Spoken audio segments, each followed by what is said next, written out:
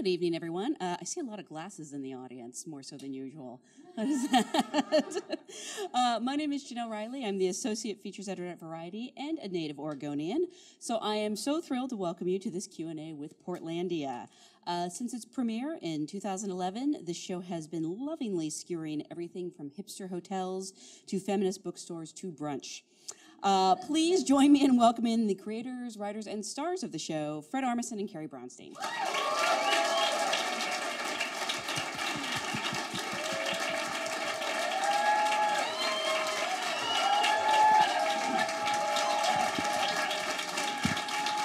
Hi.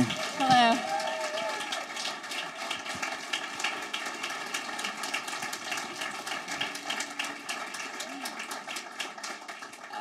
Thank you guys so much for being here. Congratulations on another great season. This is a SAG audience, and I know you guys both began your careers as musicians, actually. And so I'm curious, when you got into acting, how did you first get your SAG card? Through Portlandia, actually. I wondered. Yeah. Really? So it was a total honor. We were just talking about how excited we both were. And Fred had it years before me. Yeah, like 2001 or so, I did some commercials and stuff, but I remember coming to this building and being excited about getting free parking and then using that ATM, even though it's just an ATM, but to me, I was like, hey, this is the union one. So it's the same cash as any other one, but it was really cool. So, I mean, you had acted before Portlandia, though, hadn't you? Yeah, as a kid, that's what I was interested in before music. I was doing theater camps and drama and all the stuff that kids do. Well, that's not what every kid does, I guess, but that's what I was doing. And then when I found music, especially indie and punk music, that sort of just took a hold of me for many years. And then I came back to performing, and acting, which I do love doing as much as anything else. And I don't really see them as that differentiated. It's all part of a conversation with people. I like to imagine that you guys were musicians and then acting was your fallback career. You know how they say to get, like, a secure job? That was... I only do acting because, I don't enjoy it at all. It's just a means to an end.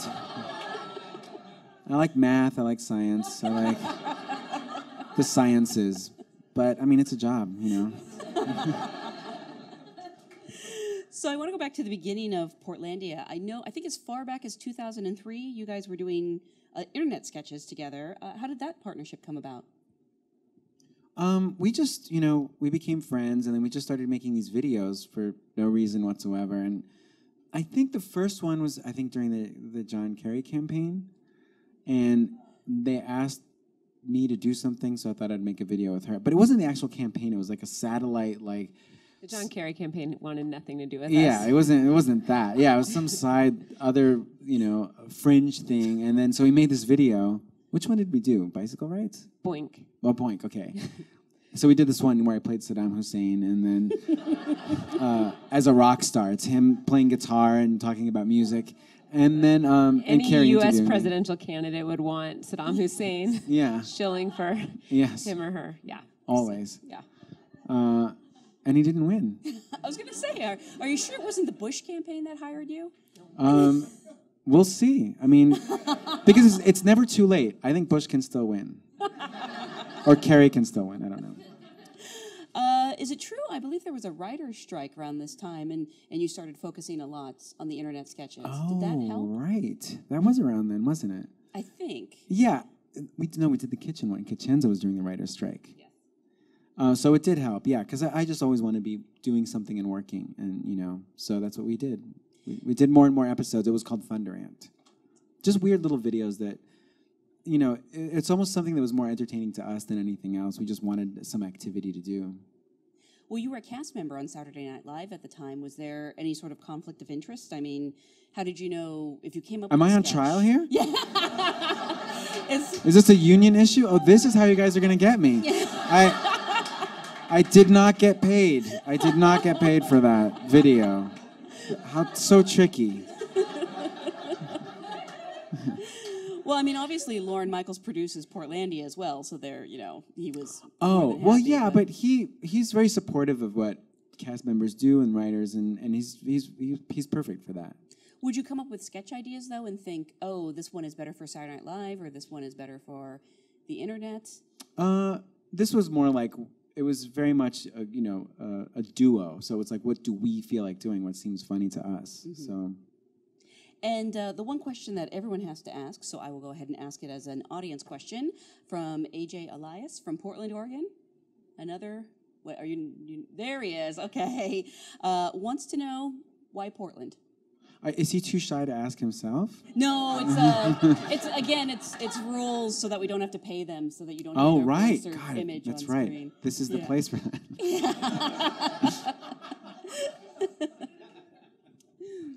I feel like when we were making Thunderant, we started to develop a sensibility about, in terms of our point of view, and Portland seemed like a good backdrop for that. I mean, now it could be almost any city, and that I think the appeal is broader than Portland. But it's such a good example of this kind of narcissism of small ideas and people worrying about very tiny things. And that happens everywhere, but Portland is really, really more worried than a lot of other places. I mean, were there other rejected titles, like Seattle? It was always going to be Portland, but we had some other, what were some of the titles going to be? Stumptown? Stumptown. Then we were going to have to ask the coffee company for permission, and that seemed tricky. Right. What was there? I Portland, Oregon? I think one was just the name of... that's all we had. That would be confusing, even more confusing for people. But that was it. Yeah. Portlandia was the clear winner. It kind of obfuscated any other option we had. Mm-hmm. And what's been the response from, the Pacific Northwest? I know people who personally love it, and I think I heard somewhere that like the cops are really nice to you. They let you use their car or something for a sketch. Yeah. Yeah, they. Well, Fred is always surprised because in New York. Well, yeah, I mean. Yeah, because New York is just like, it's so prohibitive. I mean, you can't do anything. They just don't care. They're like, hey, I'm on a TV show. They do not care. But Portland is like. They let us use the mayor's office, City Hall. No security. No security at all. We're literally in the mayor's office, whose computer is on. Not exaggerating. All the file cabinets, and we're just sitting around. They let us into the building. We're there all night. And then with the cop car, we were shooting at a skate park, which is under the Burnside Bridge. And Fred and I were in a cop car. There's the weapon, there's the computer, and then the cop is just like 30 feet away talking to some skaters, just waving at us. Yeah. They don't care. Yeah. Has it been that way from the beginning, or did you find that developed as the show became a hit? I feel like Portland is just very easygoing. Yeah. Mm-hmm. And it's a smaller city. There's just there's kind of a welcoming environment. They haven't been sort of exhausted by people filming there. So there's just this sort of open arms quality that I think is very invigorating for a low budget show, to have people sort of encouraging you the entire time and not being jaded, because our show has to have this earnestness to it and this kindness. And I think when you have a city that's not antagonistic towards you, it really helps. I think I heard somewhere, I don't know if you can discuss budget or not, but your entire first season cost less than $1 million. That sounds right. It was really... I was going to say that doesn't sound right. The budget's pretty low. It's tiny. It's really teeny, which is good and bad. It just helps us also just rely more on the writing and performance and stuff. And also, like, when we're writing, limitations are sometimes a good thing. So we'll just see something, and we obviously can't film that, so let's put it all in one room, kind of thing. We have a lot of questions, actually, about the writing process. About explaining how an idea for a sketch goes from actually writing to a script. Somebody named Toni Danza, that can't be your real name, wants to know if you can talk about your creative process. You have a very small writing staff, I think. There's 5 of us, yeah. The director, Jonathan Kreisel, us two, Graham Wagner, and Carrie Dornetto. Mm-hmm. And is it a pretty standard writer's room? You get together and throw around ideas? Yeah, kind of. We keep it pretty traditional, with the bulletin board and just trying to, all day, just trying to like chip away at making it, interesting and trying to make it like different than the season before. Not overthinking it, not underthinking it. I love it, but it's not easy.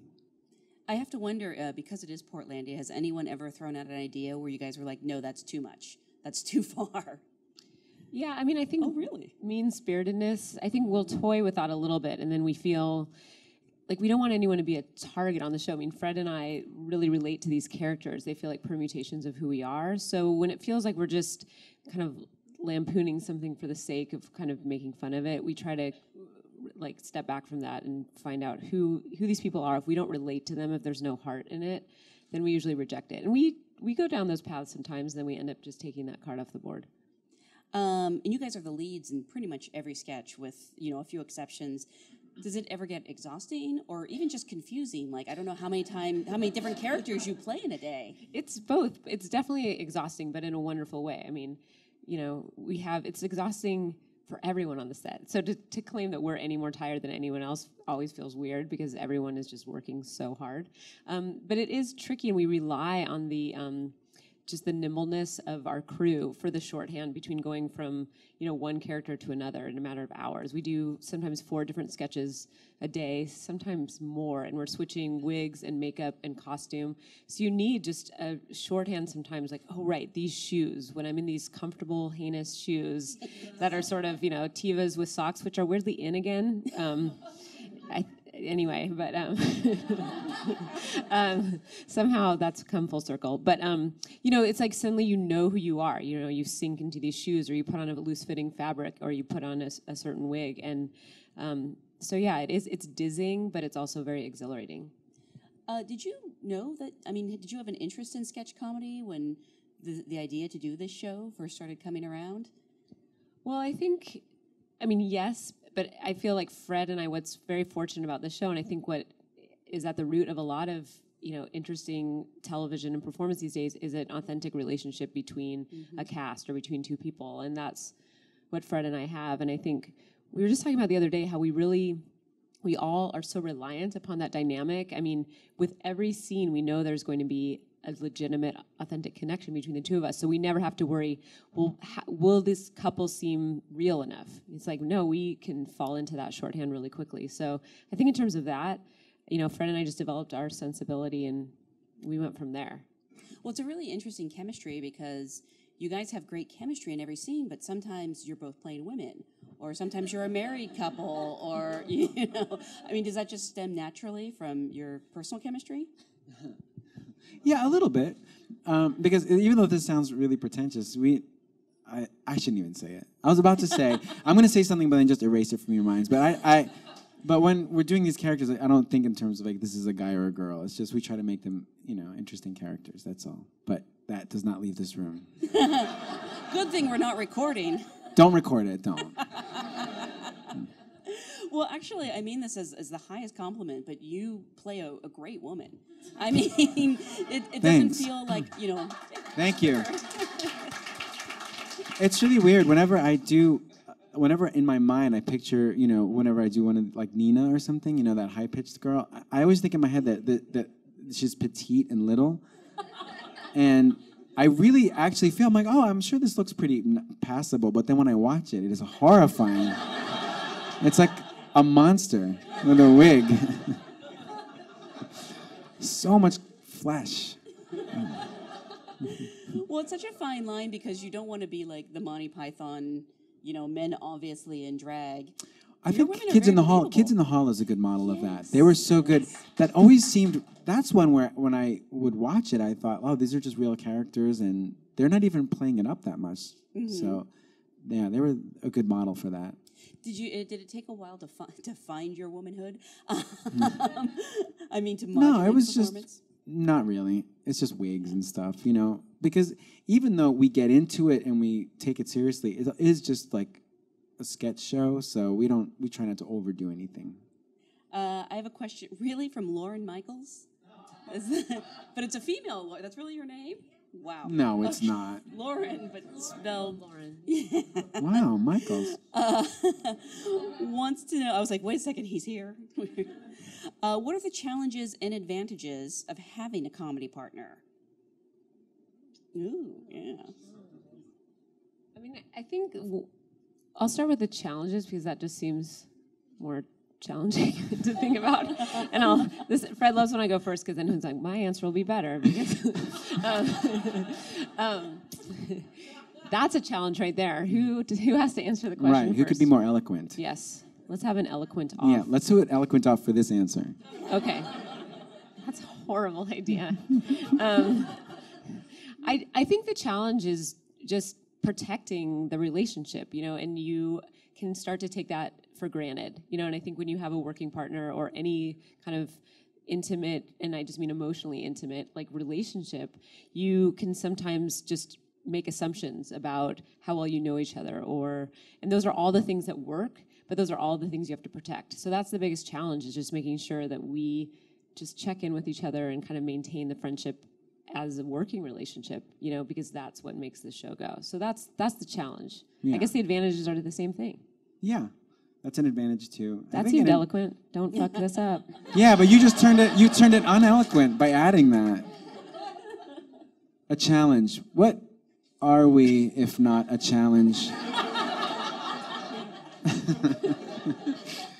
I think the fun part about it is when it's a duo is like you get to be an audience member too. So there's some scenes where I can just, enjoy it and just watch and play the straight man or whatever.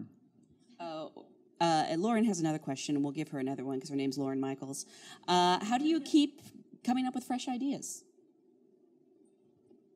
I mean, with the help of the writers, for sure, and just we work as a team, and I think also not giving up on an idea. I mean, sometimes all of us pitch really differently, and if any of you guys have been in those kind of like pitching rooms, it's like that everyone has a different style. Like Fred obviously is very funny. He can pitch in character, so it's immediately just amazing. And then the rest of us kind of have our own devices.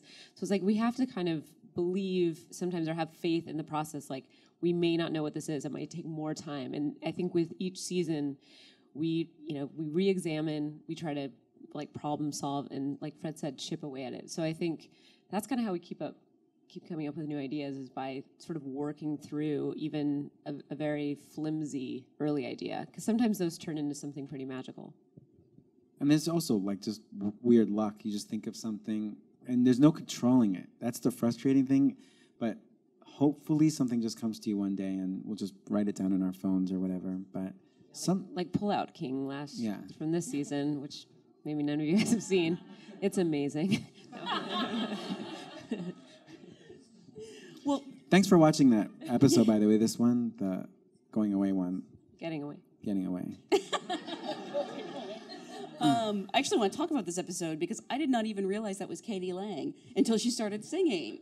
Yep. And she was fantastic. You guys have had amazing guest stars. I mean, from the very first episode, I think Steve Buscemi was on the very first episode. How do you get people involved? Do they come to you? Do you go to them? Has anyone said no? It's kind of both, people we know, people we're sort of friends with, and people we just want to work with. And like even from the very beginning, we were thinking that for the mayor we wanted somebody like Kyle MacLachlan, but then we're like, oh, we're in show business. We can just, find out who his agent is, and then, he showed up. So it's many different ways. Sometimes it's texting somebody, and then sometimes it's going through the regular channels, and things work out fortunately.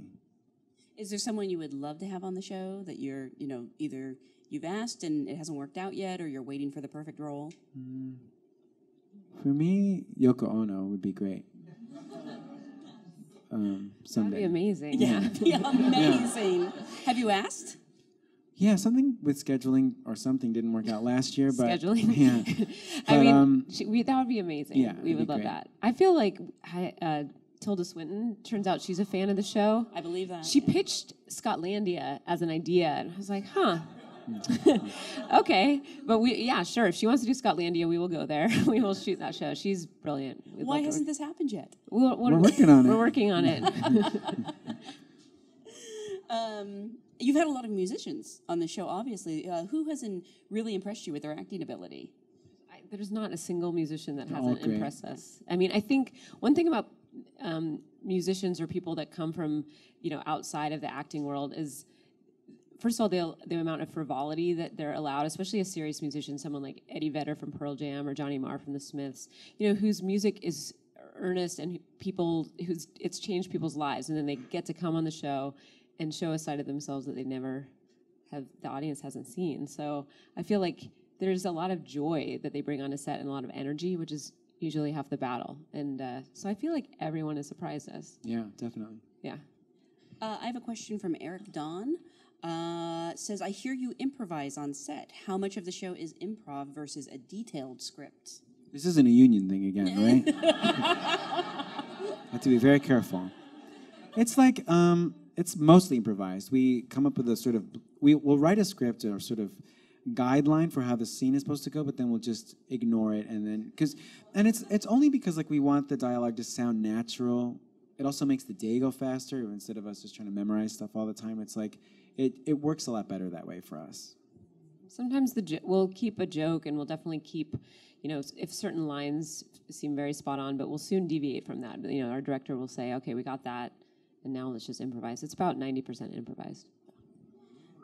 How do the guest stars feel about that? It depends on their background. I mean, we've had actors that just revel in the opportunity to improvise. I mean, it can be so freeing. And then ones that are scared. But then when they realize that they're allowed to bring in the character from scratch, like Tim Robbins flew with his wig that he had worn in High Fidelity. And he was like, I'd like to wear this wig. I'd like to have a South African accent. I'd like this nose ring. Like, okay, whatever you want. And it's just, but the allowance, they get to create something with us, and we really enjoy that. So we've had, a full range of reactions to the improv.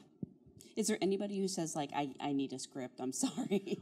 This lead singer from the Dead Kennedys, Jello Biafra, was very serious about it. He was very like, I want to do this right, and he showed up early. It was really sweet and really, but also of all people, like he is the ultimate.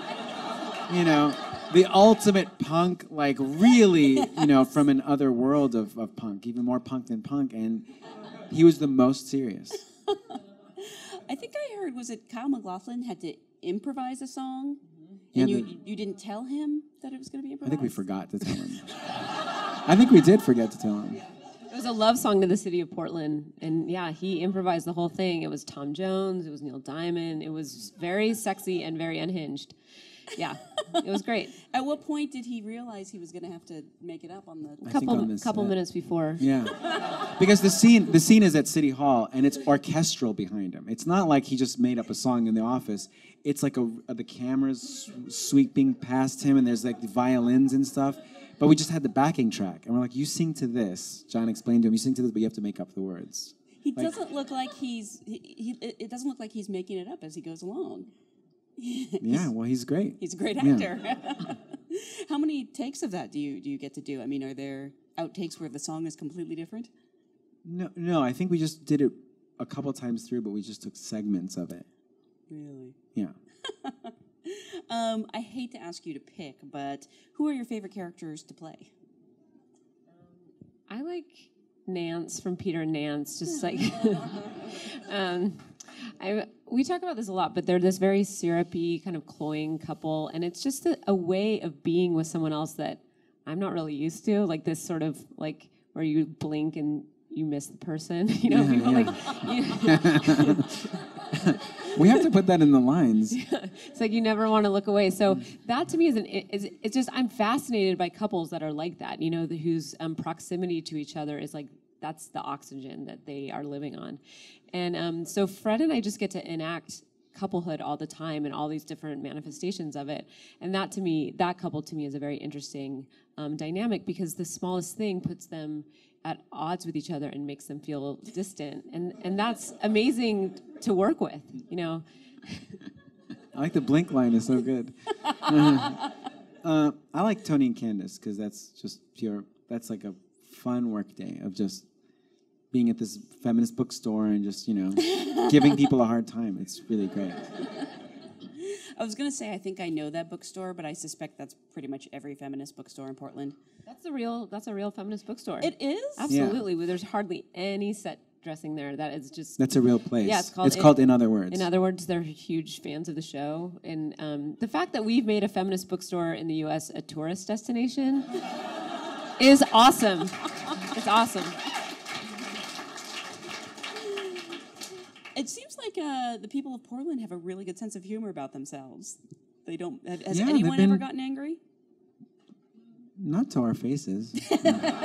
Everyone's been really nice. They let us shoot in their homes and their stores, and they ask very little. It's really, they've been very welcoming.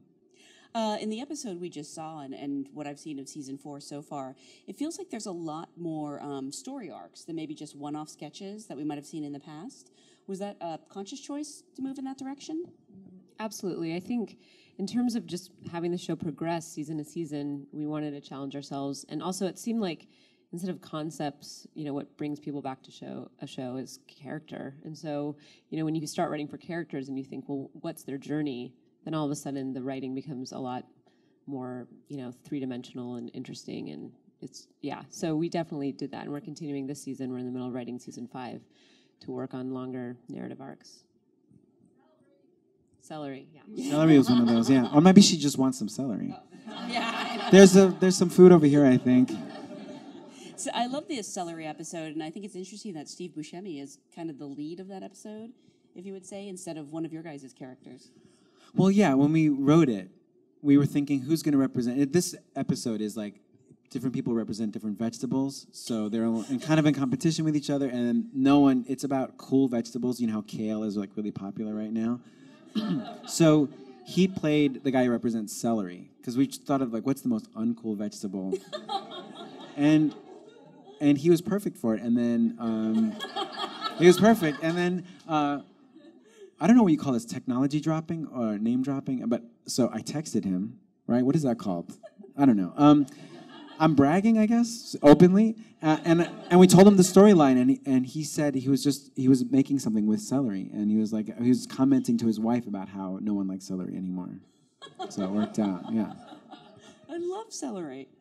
Do you really? I do. It's my favorite vegetable. Really? No, potatoes are, but second. They're such a weird vegetable because they're so stringy, and then whatever you put on it, I find that I only taste that part of it. That's kind of the idea. No diss on celery. That's just my, I'll have it. I feel healthy when I have it, but it's so weird. It always gets it's overpowered. Like an edible spoon. It just doesn't. I think it just comes from like making ants on a log as a kid, and like it was a fun vegetable. You could dress it up. I'm obviously endorsed by the Celery Council. Sorry.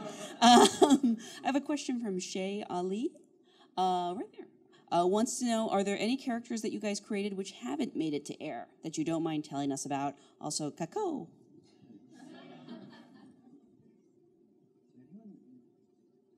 I can't think of any that didn't make it to air. The ambulance drivers, I guess. We did a sketch where we played these ambulance drivers, but there was no character to them. So yeah, those didn't make it on. I mean, that's probably why they didn't make it to air. We realized after the first season has a lot of things that I love in it, but the things that survived into second season and beyond was when Fred and I had a dynamic. And so anything that just felt concept or conceptual, we started to kind of leave behind. So those characters, now we really just write for 10 to 12 characters, and it's a lot more rewarding, I think. Yeah, because we know what they're like. What's been the most difficult, I want to say, story not to pull off in the series? I mean, you had a flood in this one. That was pretty high tech. Yeah, that was pretty epic. Because we really did have to be in that river. Oh my God, I was going to sound like an actor complaining. Yeah. And we had to get up early. But that one was pretty crazy. It was freezing, and nature is just it does not welcome people very easily.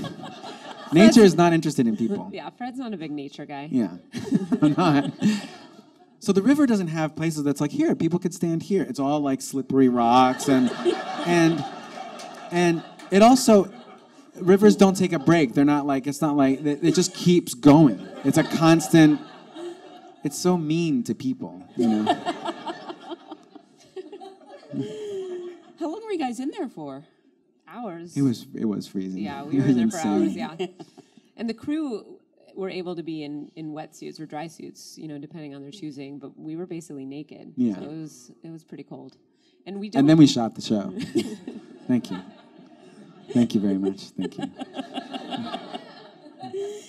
Did it occur to you when you were writing that, like you would actually have to stand in the river naked, or did you not think about it until the day of shooting? I think we just put on different hats for writing and performing that, you know, because otherwise I think you start to think of the limitations or just where your ego or your, you know, like your fears get in the way. So you have to write in this fearless way, and then you have to approach it as an actor and performer in a fearless way. And there's sort of two different worlds. So yeah, we try not to put any, you know, premature stops on anything. But no, we weren't thinking about it, obviously. Otherwise, we would have shot everything in Hawaii. Yeah. I just noticed Katie Lang wasn't standing in the river. She decided not to. Oh, really? Is that why? Yeah, and that's fine. You know, and it worked out. And that was a case where we just decided, that's why we wrote that whole storyline with her and Jason. That actually came from her decision on the day. She's like, I'm not going in the river, so then they escaped. You're like, to have well, an then affair. I guess you hook up with Jason. So sometimes things work out for the best. You know? Sorry, I sort of answered that question for you when I mentioned the river scene, but what has been the most difficult thing to shoot? I would say That was it? The river one. scene. Yeah. Very insightful. Yeah. I have a question from, is it Scott and Kyle? Is this from two people? Hi, guys. This is a team question. What advice do you have for those times when you are feeling discouraged about the path you're on with your career? Boy. Made it serious, Scott and Kyle. I think one thing that I try to do is think of things, you know, relative to other hardships, which I know is hard to do because, you know, you're in it and it can feel super disheartening. But I try to look at the ways that I feel lucky or grateful and think of what I have compared to, you know, even people in my own family that are on a different path and their struggles. Like where everyone reaches a point of frustration, you kind of just have to work through it. I don't know. That's a tricky one. What do you do, Fred? Sometimes a fun thing to do is to romanticize it. So you just live in the drama of it, you know, like, oh, it's so hard. And then for some reason it seems kind of okay. Like you put on a song and then like, I remember when I was in a band and we were doing terrible and we'd be in a van. I thought like, yeah, we're in a band and it's hard. And I don't know, it's like, you pretend that, you know, you just wallow in the sadness.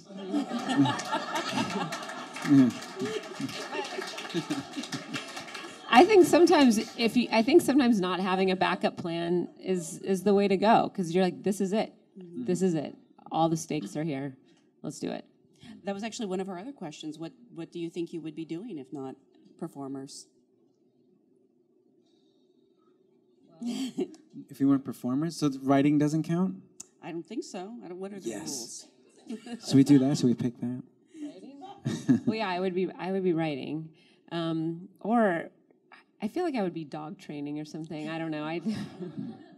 Or I would be. I don't know. I mean, honestly, it's kind of those kind of questions is like it's scary to imagine because I'm good at certain things and I'm not. I can't cook. There's many things I'm not good. I couldn't do any plumbing. Like it's a scary world out there if I can't do this.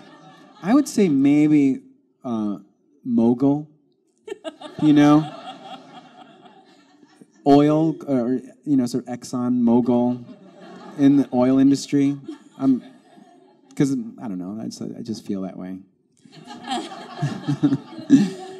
This may be a silly question. It sounds like something my mom would ask, but I mean, do you guys ruin takes by laughing? Oh, yeah, I'd love to see the outtake reels from this. Well, one thing is because we aren't following a script, there hasn't been a table read where we can get the jokes out of the way and kind of become inured to the process of laughing or hearing Fred say something. So, yeah, there's a lot of... Our editors are editing around a lot of laughter. Yeah. Like there's this cheerleading one for the Blazers, you know, the Portland basketball team. And so we're like talking to the dancers. And then we come up with this dance routine, which is supposed to be ultra feminist. And so Toni, Carrie's character, she screams like a blood-curdling scream. That's her move. And it was so funny to me that if you ever watch it, my dance move was my head down. Anyway, oh, God, that was the best. That was my favorite thing. Because I was going to say, you don't want to be the one to ruin a take, but you guys must surprise each other all the time. Yeah, we don't want to be the one to ruin the take. But it also, I mean, some of our takes are 30 minutes. So if you really ruin a take, then you can kind of reset. You know, there's a moment. I mean, that's the lucky thing about, you know, our process is like, okay, John will just say, let's get that joke again because you blew it with the laughing, or I'll say, if I laugh, I'll say, hey, can you just give me that line again? And this time I'll try not to laugh. Yeah. We've left some stuff in, like, there's one where we play this band called Catnapped, and Kristen Wiig is actually smiling in it a little bit, and if you just leave it in, it still works, you know, it's still fine. It seems like since you guys started, there's been a proliferation of really quality sketch shows, things like Inside Amy Schumer and Key and Peele. I mean, do you feel that like you sort of helped pave the way for sketch to return? No TV? way.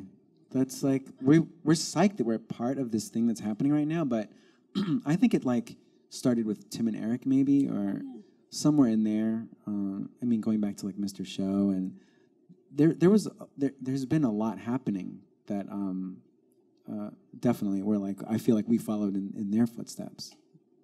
I have a question from Colleen Bra. Wants to know, what is one thing you know now about acting that you wish you knew when you started? Wait, I wish I knew when we started? That like all the failures, anything that seems like is a catastrophe is an awesome, great thing that is weeks later is meaningless. You're like, what was I so stressed out about?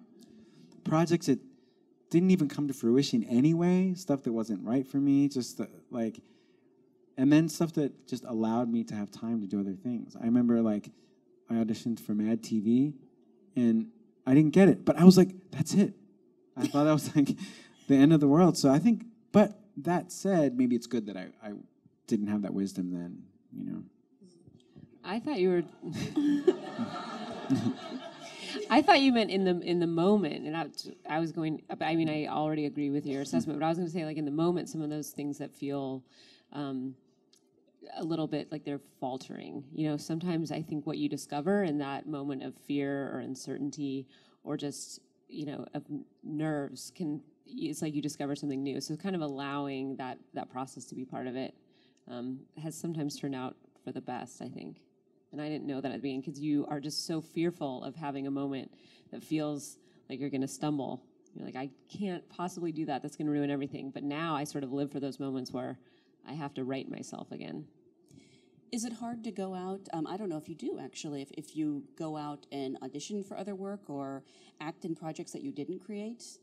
Is it a little hard to give up the writing reins? No, it's like a different part of your brain. Because that's fun in its own way, too. It's actually, the pressure's off, you just have to come in, deliver, and that's it. So it's like a different thing that's enjoyable in its own way. Also, setting out from a place of entitlement, I think, is such a bad place to create or do anything. So it's like having to earn it is awesome. And if people that have just made it, whatever, further than us, like, then you have to trick yourself into feeling like you have to earn it. So I think, we're still in a place where we audition and we go out for stuff, and yeah, it's exciting to have to prove something. I think that reminds you why you do it.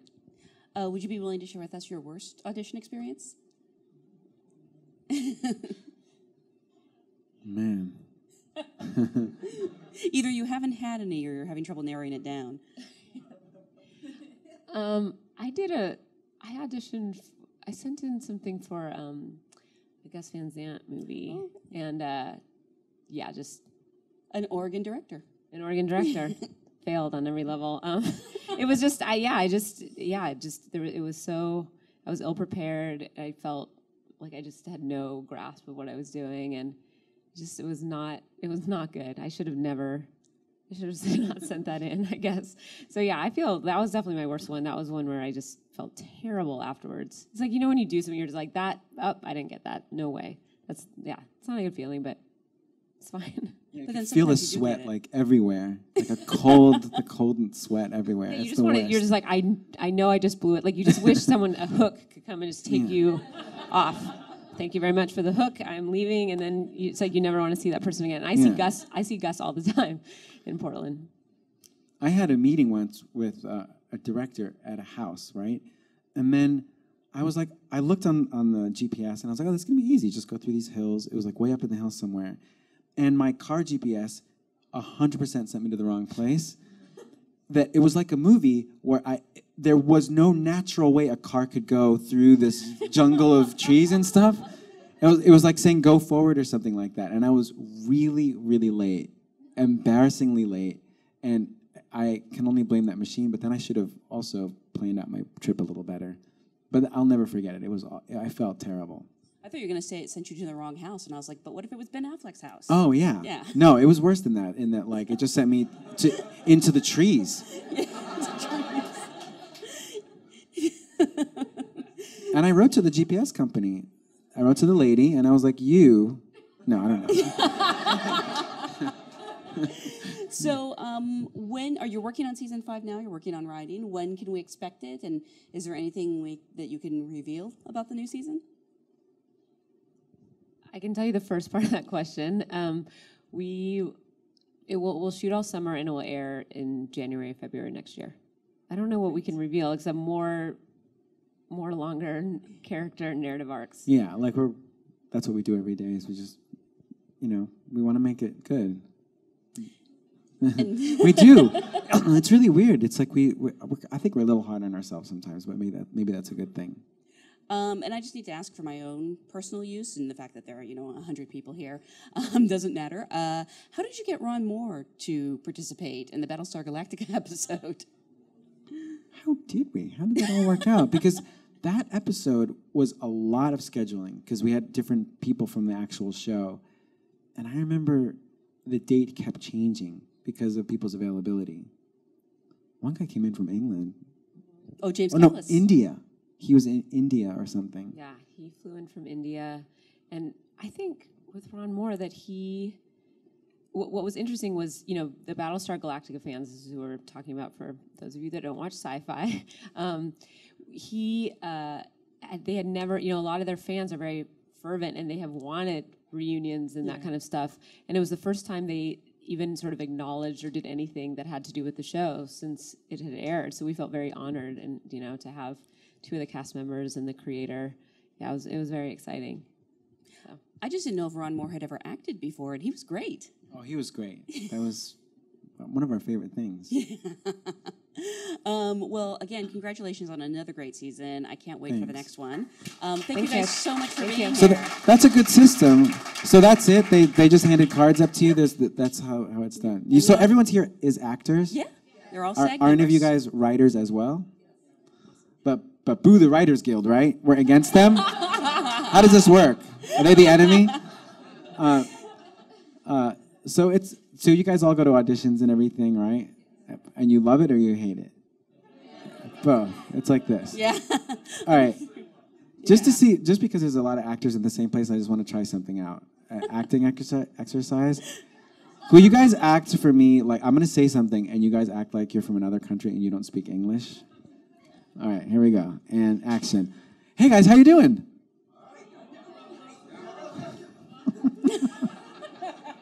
Thank you. That was great. Insane. Do you want to play with them some more, or was that it? They're at your disposal. Okay, how about this? You guys play an audience, but you're actually terrible actors, so you overact when I ask you this question. All right, so you look like just the worst actors. Hey guys, how you doing?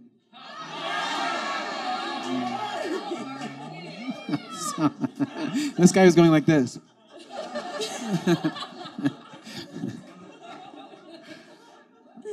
That's great. Well, hopefully we don't have to give you residuals for that. You actually do, because it's on camera. I know. I was a little worried about that. Yeah. The magic of editing. Yes. Well, again, thank you guys so much, and congratulations on a really. Thanks for coming, guys. Thank you. Thank you.